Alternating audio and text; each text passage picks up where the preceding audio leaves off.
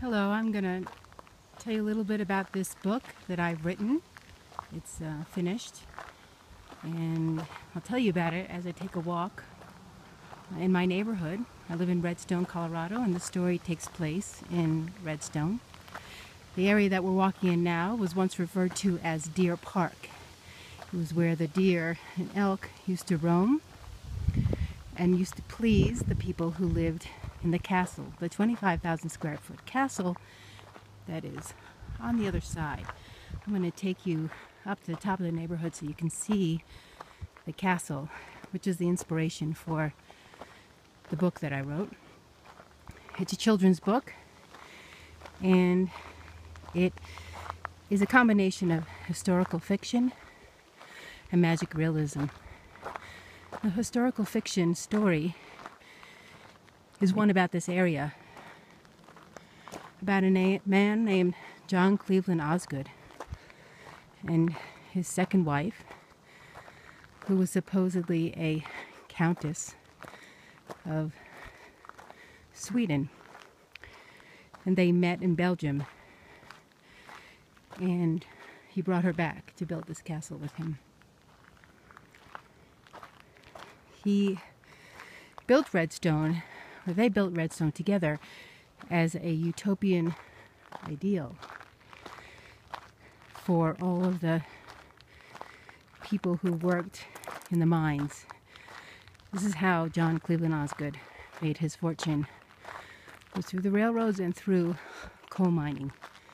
Here in this area, the hills are filled with coal, which they mined, bringing in people, importing basically people from around the world, Europe and Asia, to do the dangerous mining work. And traditionally these people weren't treated very well. But Osgood wanted to show that they could live well if we took care of them well. So he built this town of Redstone, which they dubbed Ruby of the Rockies.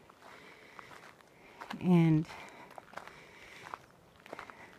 he built it with his wife, who people dubbed Lady Bountiful, because by all accounts she was a magnificent woman who was very generous and truly wanted to help the people.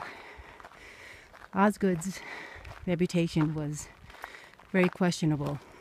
He had been orphaned and left to really care for his own, and he became a very ambitious man and found his way to Colorado from New York. And at one point was the sixth richest person in America through all of his coal mining and owning of the railroads and steel mills, steel factories, until the Rockefellers bought him out. So the story is about him and Lady Bountiful, and there's their castle. But it's also about these two fictional characters, these two children, 12-year-old children who live on the boulevard in Redstone, and their ability to see spirits, and their ability to help these spirits who are stuck pass on to the other side, and through their passing, healing the current energies and making room for new growth and new energy. The idea for this story turned into something even bigger, because there are many stories here in Colorado, many energies left behind, including of the Ute Indians, who, when pushed out and massacred by the white man, put a curse on the white man here and said, should they ever come here, they will never be able to leave. They'll have to take care of this land. Many people believe in this legend, and I believe that I've been blessed with this curse, because I can't seem to find my way out, because I believe I'm here to tell these stories. So the story is about the mastodons and the dinosaurs that once lived in these areas.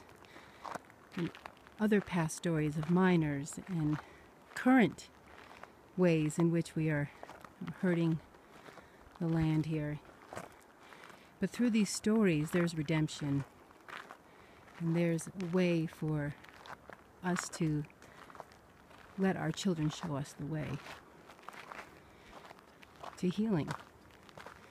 So even though it sounds pretty serious, these stories, they're really, really fun. And I've written the first one, and the other ones are now just in my mind, ready to come out.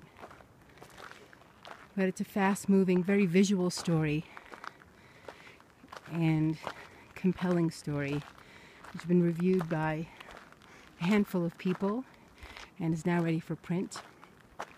And so I'm looking for funding to get this story out there so I can write more of the stories and create a full series. I really appreciate your listening to me for going on this walk with me in my neighborhood. I think there's a lot to learn here, and my hope is that the more that we can learn about our past and ourselves through these two beautiful children in the story, the greater chance we have of healing ourselves and this planet and surviving here.